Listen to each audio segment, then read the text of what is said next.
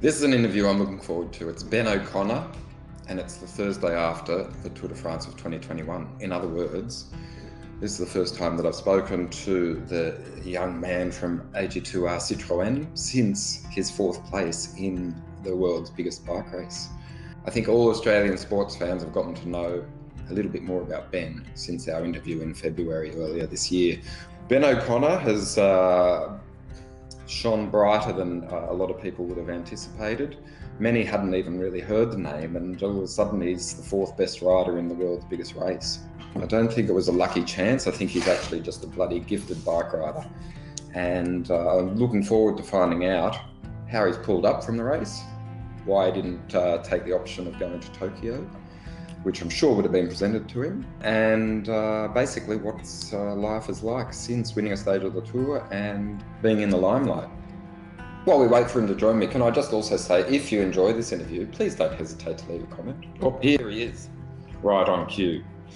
I'm just going to throw you to the stream, mate, 1 second, and we are good to go. Hello, young man. Hey, how Rob. are you? I'm good. Congratulations. Thank you so much. I feel like last time we spoke, I did one of these, but I think I should do one of these. It's a bit mad, isn't it?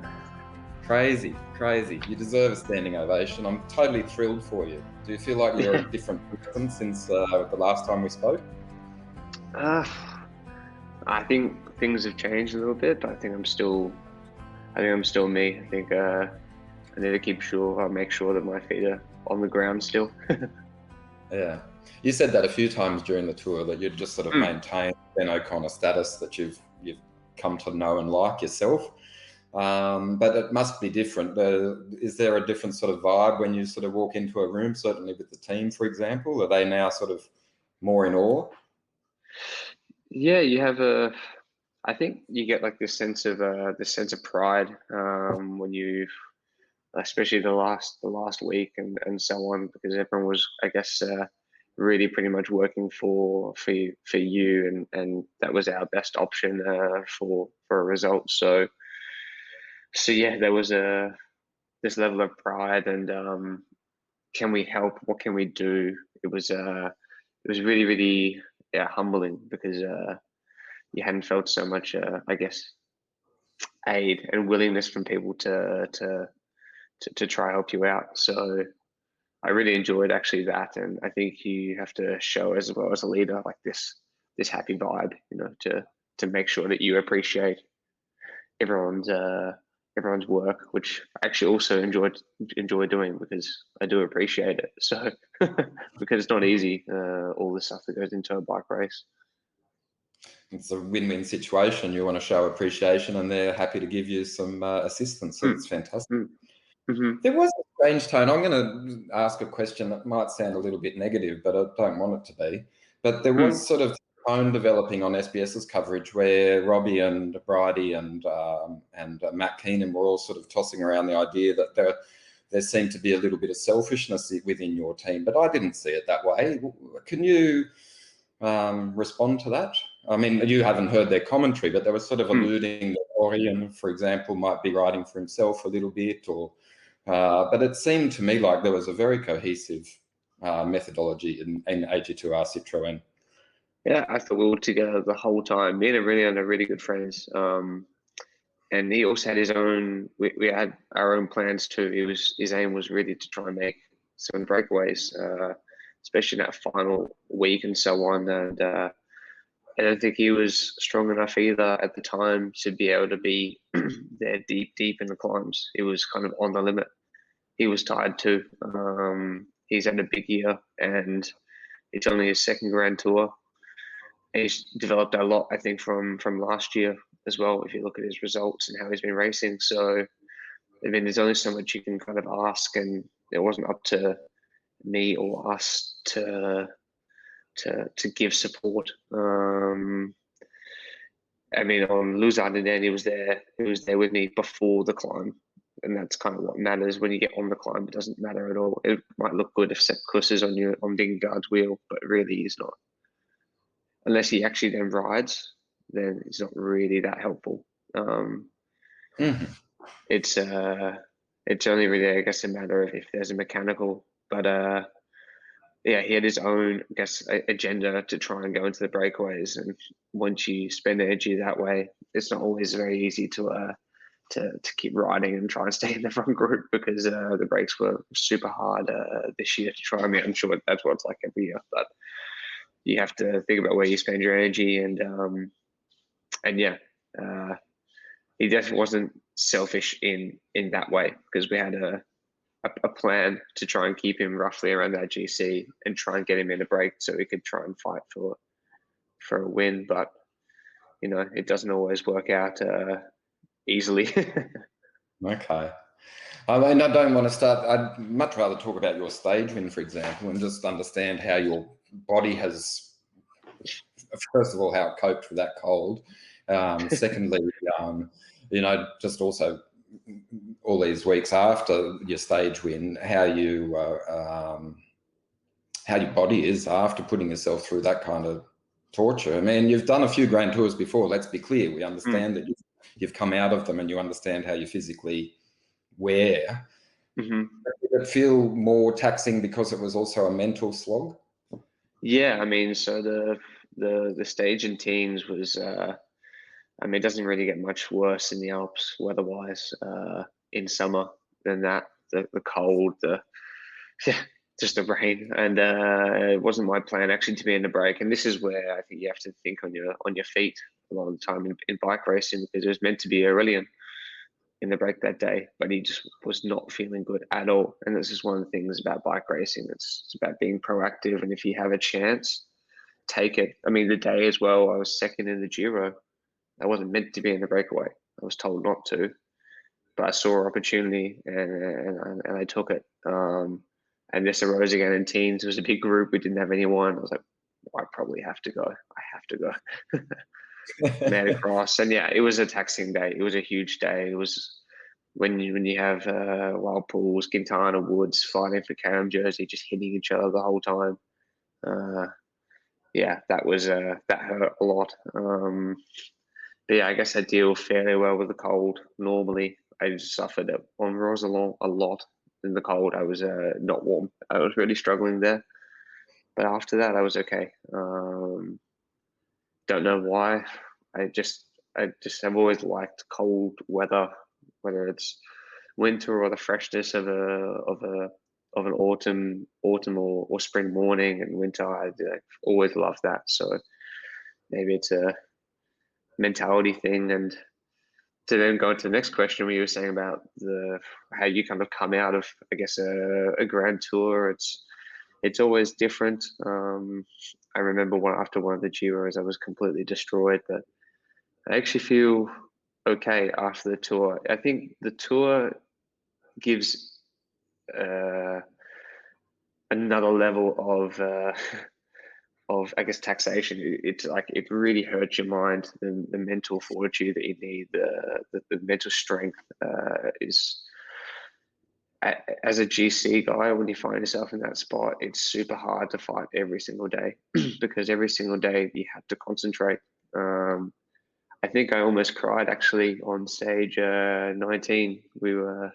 It was racing for like 120 Ks. I'm sure lots of people turned on the TV and thought it was a easy day where the breakaway won by 15 minutes, but there was 120 Ks worth of super hard racing before that. Eventually, basta, that was it.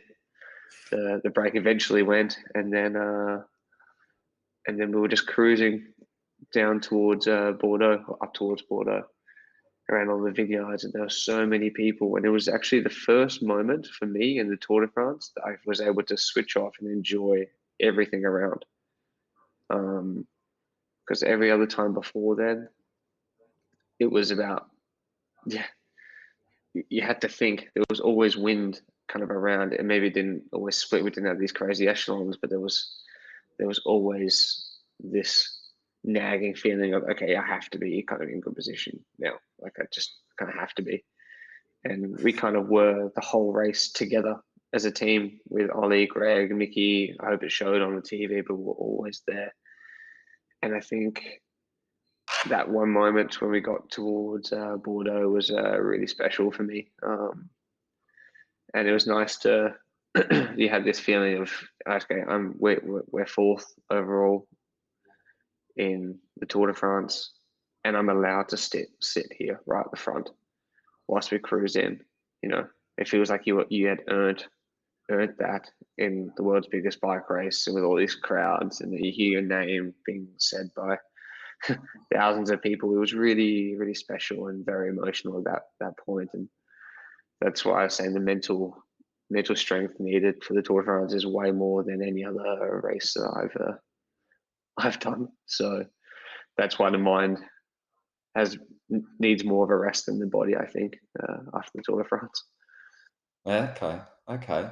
Just to clarify, I assume you got offered the spot to go to Tokyo when there was a change made, but you probably declined. Am I making assumptions, or is that how it played out? No, it's right, but I thought it'd be better to my focus wasn't on the Olympics, and I was never driven to go there. And I think I really enjoy these last 5 days. Well, how many days have it been? 4 days since Paris, and for me that made me happy. That made me more happy. So Yeah, and I think if just based on what you were saying about the mental tax of the tour, if you had to yeah, then go all through all those COVID protocols and fly to the other side of the world and then try and be fresh and probably it'd be just a bridge too far, maybe. I just think for my first Tour de France, it'd be very sad to fly out on Sunday night. You know, we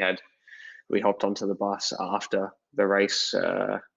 After I spoke to um, my fiance, my parents, and some mates, and saw a couple other guys like Durbo and so on, and you have a good time hugging each other on the Champs Elysees, and then we go to the bus, you have a glass of champagne, and then next minute, Greg, Mickey, Benoit, voila, you get into the car and off you go to the airport.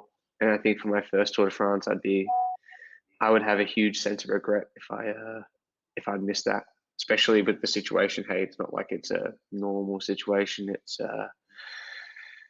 It felt special, so it's something I didn't really want to miss. And I think as well, from actually, if you think about from a sponsor point of view too, it's it was it was really good to be there at the dinner with the CEO of Citroën, CEO of AG2R. I mean, these are big men, big bosses, and it's probably something that you don't really want to miss because they're in charge of some of the biggest companies in France.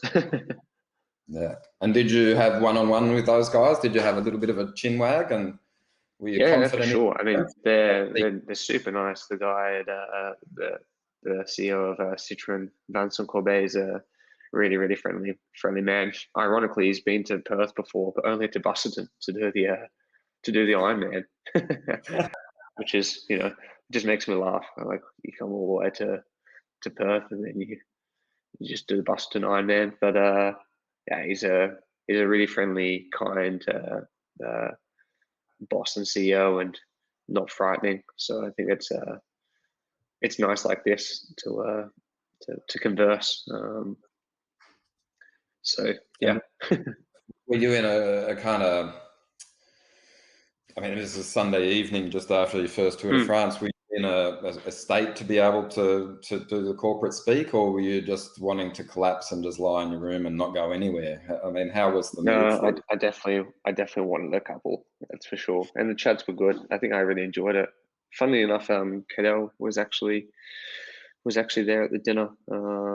He came, I guess, as a BMC rep, and they made like a pilgrimage kind of over from Grenchen to Paris over the days before the Tour de France, and I guess it was also 10 years since he won the Tour de France too. So it's probably it was a big moment for him too. The 10-year kind of anniversary. So I sat with him at dinner and we talked with my parents and my fiance, and it was a nice moment.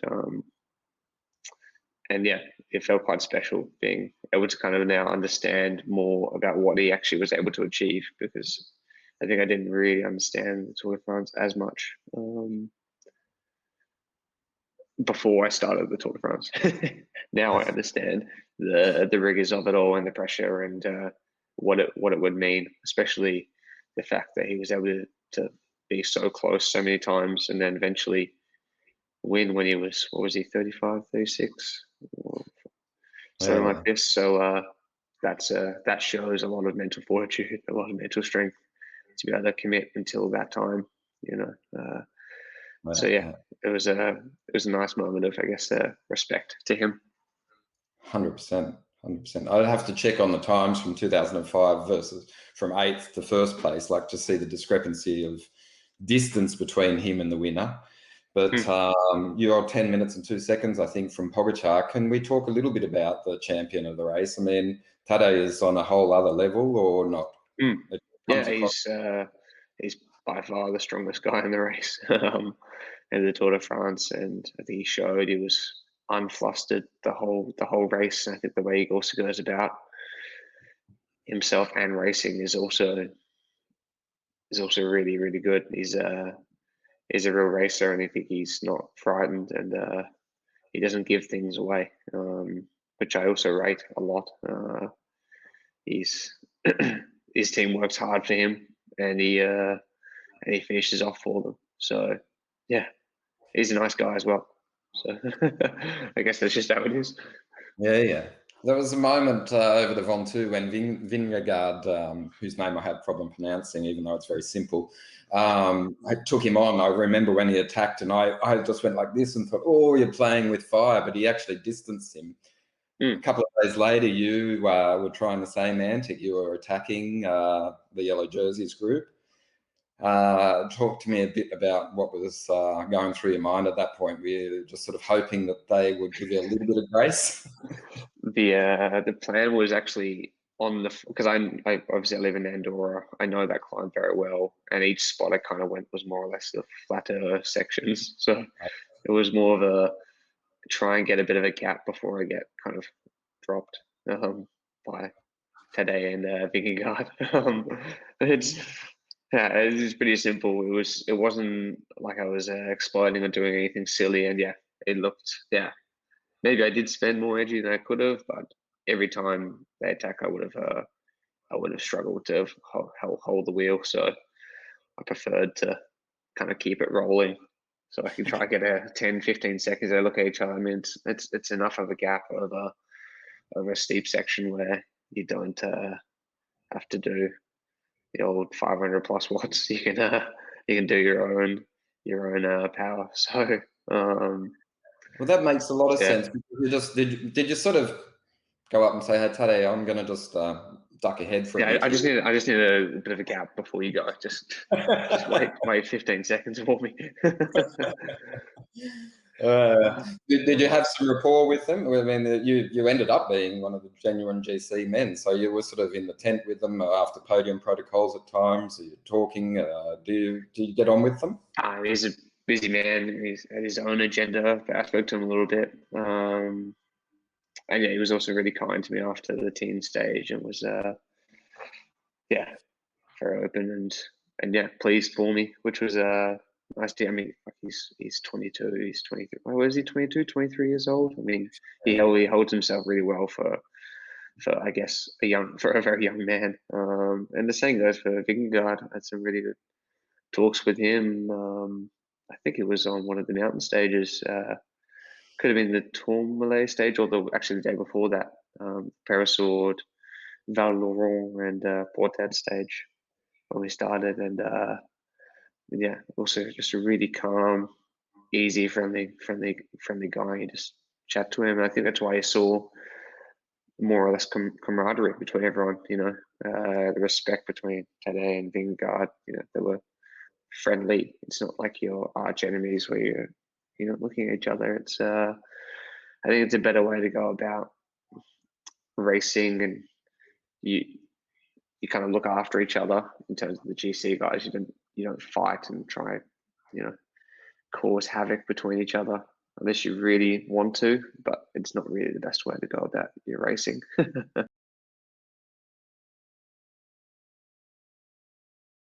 I think it's a better way to show this like a camaraderie and maybe bring a little bit more calm to the sport.